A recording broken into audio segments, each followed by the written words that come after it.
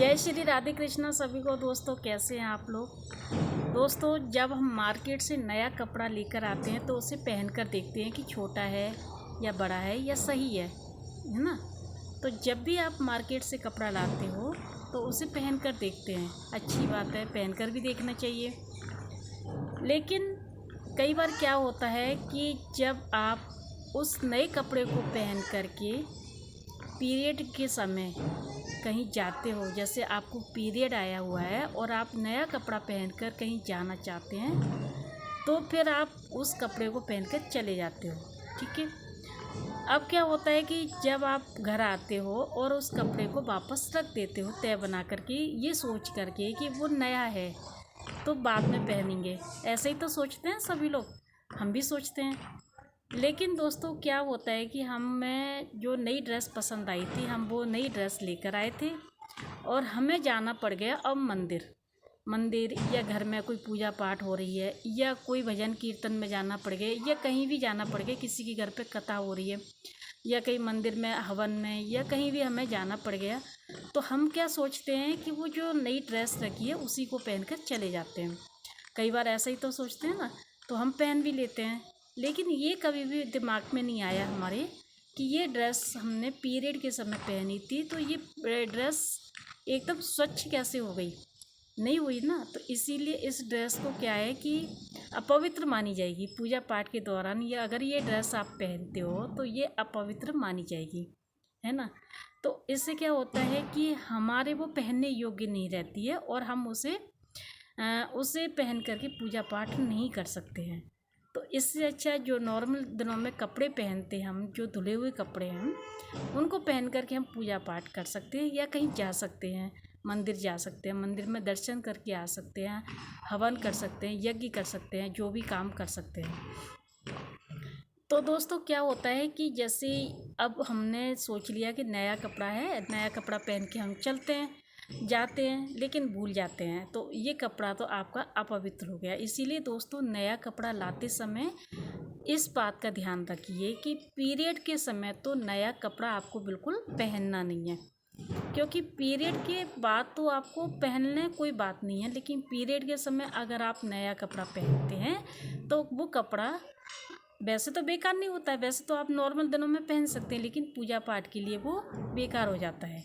इसीलिए नया कपड़ा जब भी लेकर आएँ तो उसे पीरियड के बाद ही पहनना शुरू करें, क्योंकि कपड़ा एक बार पीरियड में हम जो पहन लेते हैं ना, वो कपड़ा हमारे लिए पूजा योग्य नहीं रह जाता है। कहने वाली बात है कि पूजा के योग्य नहीं रह जाता है।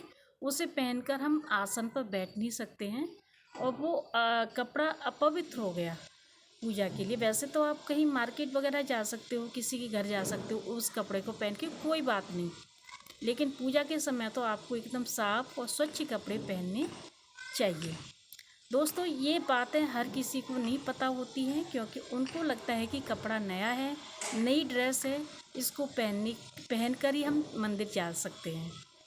लेकिन जहाँ तक हो, आप अपने घर में एक दो ड्रेस ऐसी रखिए नई, जो कि पूजा पाठ के काम में आ सके। जैसे अचानक ही आपके घर में कोई प्रोग्राम रख गया हो, या जैसे आप कहीं अचानक किसी रिश्तेदार के घर पे जाना पड़ गया हो, कहीं मंदिर भी जा सकते हो, कोई बुला के भी ले जा सकता है आपको मंदिर जाने के लिए, तो एक नया ड्रेस घर पर होना चाहिए। और हाँ, एक और बात और है कि जैसे आप जो पीरियड के समय में डेली में कपड़े पहनते हो, उन कपड़ों को आप अलग रख दीजिए और जो बाकी के जो कपड़े हैं ना, उनको अलग रख दीजिए। क्योंकि अगर आप जो डेली के कपड़े पहनने वालों के साथ में उनको रखोगे ना, तो वो भी कपड़े बेकार हो जाते हैं।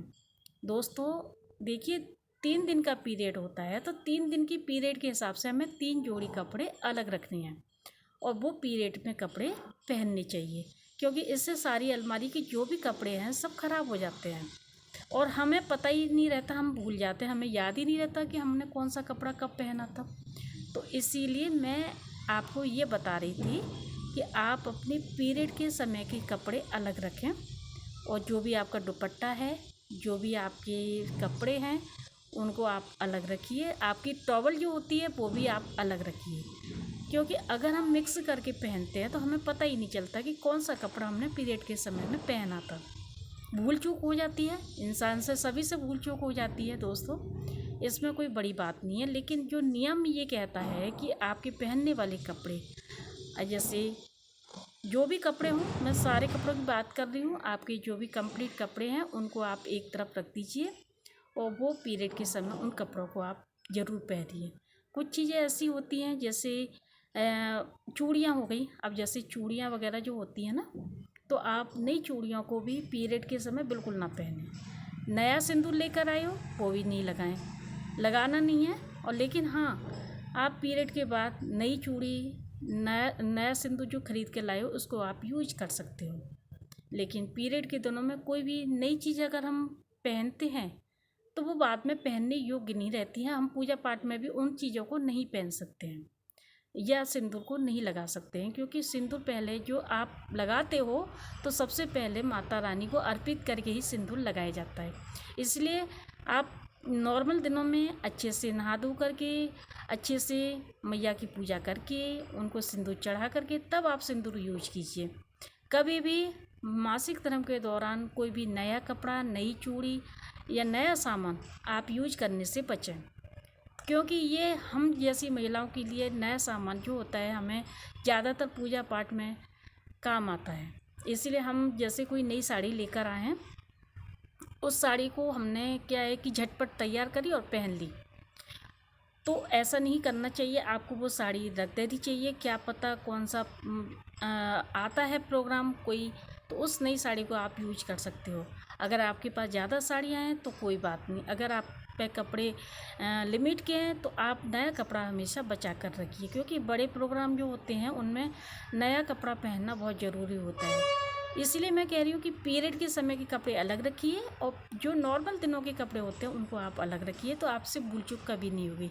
बस ये था छोटा सा वीडियो आप लोगों के लिए मैं लेकर आई थी। अगर वीडियो अच्छा लगा हो तो इसे लाइक करें, सब्सक्राइब करें। जय श्री राधे कृष्णा।